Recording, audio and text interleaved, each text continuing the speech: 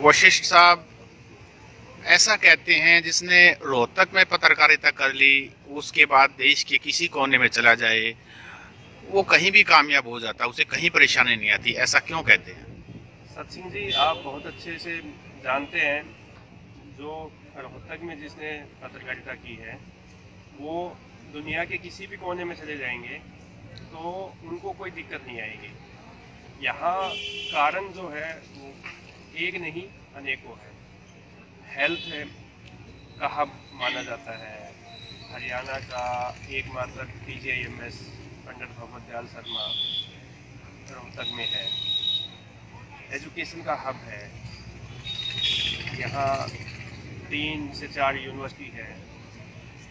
महर्षि दयानंद विश्वविद्यालय एजुकेशन में, स्पोर्ट्स में, रिसर्च में ठीक है।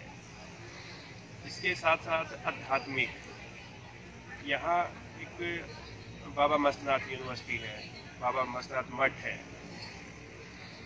बाबा मस्तनाथ मठ का पूरे देश में बड़ा नाम है। अध्यात्म, एजुकेशन, हेल्थ के साथ साथ हरियाणा की राजनीति में रोहतक का अहम स्थान है। रोहतक को हरियाणा की राजधानी भी कहा जाता है। यहाँ से अनेकों राजनेता निकले हैं जिन्होंने देश की राजनीति में अपना नाम किया है। चाहे बात करें जननायक चौधरी देवीलाल की, या आज़ादी के समय में, आज़ादी से पहले या आज़ादी के बाद दीनबंधु चौधरी छोटू राम भी रोहतक से हैं, जिसको किसानों का, मजदूरों का मसीहा कहा जाता है। तो यहाँ एक पत्रकार की करने के लिए अलग अलग फील्ड में अपना हुनर निखारने के लिए, सीखने के लिए, करने के लिए बहुत कुछ है। सर, जहाँ तक राजनीति की बात करें तो राजनीति में चौधरी भूपेंद्र सिंह हुड्डा रोहतक से बिलोंग करते हैं, यहीं से कंटेस्ट करते हैं, उनके बेटे भी यहीं से करते हैं और राजनीति में उनका अहम स्थान है। तो जहाँ तक राजनीतिक पत्रकारिता की बात करें तो उसमें कितना कुछ सीखता है एक पत्रकार। यहाँ की राजनीति जो है वो पूरे हरियाणा में, दिल्ली में, हरियाणा रोहतक की राजनीति का दिल्ली में धमक होती है। साथ लगते राजस्थान में हरियाणा की राजनीति रोहतक का नाम रहा है। भूपेंद्र सिंह हुड्डा यहाँ से 10 साल मुख्यमंत्री रहे हरियाणा के। उनके फादर ने भी यहाँ पे विधानसभा का चुनाव लड़ा, मंत्री रहे।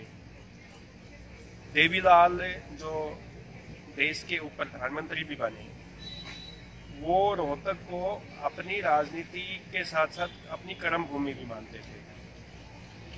और चाहे बंसीलाल हो, हमारे जो दिवंगत मुख्यमंत्री रहे हैं, या भजन लाल हो, उनकी भी राजनीति रोहतक के इर्द गिर्द घूमती रही है। तो यहाँ से जो पत्रकार, आप कई पत्रकारों के उदाहरण भी हम दे सकते हैं जिन्होंने रोहतक में पत्रकारिता करके अपने अपने अपने अखबारों में या बड़े ब्रांड के अखबारों में, बड़े बैनर में एक राजनीतिक संपादक के तौर पे भी उन्होंने काम किया है।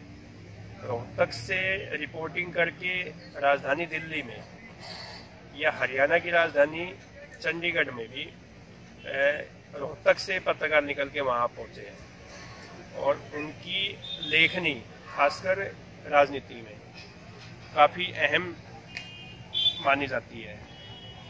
तो यहाँ जहाँ तक सामाजिक की बात करें वसीम साहब, यहाँ खापे भी हैं, खापों का गढ़ भी है, जाटों का गढ़ भी है, तो उसको लेकर के कितना कुछ सीखने के लिए पत्रकार के लिए। देखो, हरियाणा की खाप पंचायतें या हरियाणा की खापे को देश भर में नाम है। जो यहाँ के सोशल इशूज है उन पे खाप पंचायतों ने निर्णायक भूमिका निभाई है। बड़े बड़े फैसले यहाँ की खाप पंचायतों ने किए हैं सामाजिक तौर पे।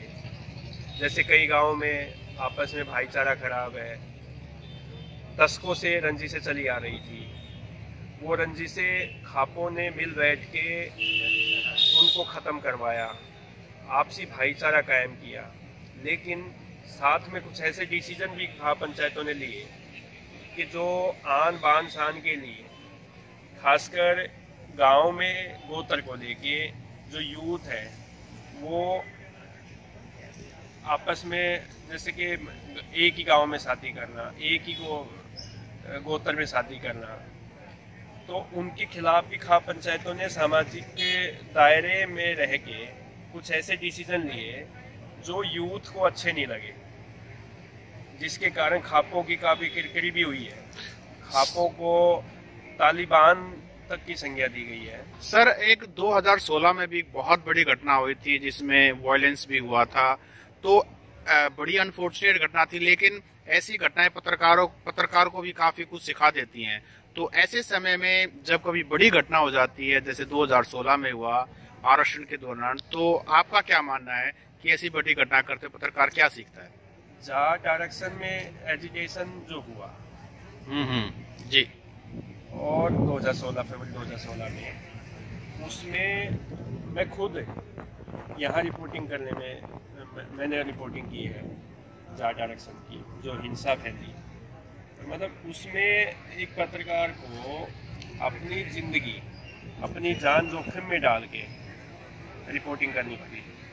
पत्रकार एजिटेशन जो करने वाले लोग थे उनके निशाने पे थे कि उनके अगेंस्ट ऐसा क्यों लिख दिया, या उनकी ऐसी बातें क्यों फोटोग्राफ्स अखबार में पब्लिश हो गई, या प्रशासन जो सख्ताई कर रहा है उसको एक पत्रकार कैसे लाइव रिपोर्टिंग करके या अखबार में अगले दिन के भाई प्रशासन ने क्या किया, एजुकेशन पे धरना हटवाया क्या, तो उसमें पत्रकार के लिए तो बहुत ही किसी खतरे से कम नहीं था। ना प्रशासन उनको आप बख्शना चाहते थे, ना एजुकेशन करने वाले लोग। तो ऐसे में जो यहाँ पे जो पत्रकारिता की, एक ऐसे खतरे में रह के कि उनको ये नहीं पता था कि आज वो अपने रिपोर्टिंग करके फील्ड में अपने ऑफिस जा पाएगा कि नहीं जा पाएगा। तो ऐसे इससे सीखने का ये है कि उनको यूँ पता है कि भाई जो इस तरह के एजुकेशन में या इस तरह के हिंसक घटनाओं में रह के जो पत्रकारिता कर चुके हैं, उनको अपनी सेफ्टी कैसे की जाती है उनका पता चला, क्योंकि फर्स्ट टाइम था ऐसा, क्योंकि हरियाणा में इस तरह का हिंसा कभी पहले हुई नहीं। तो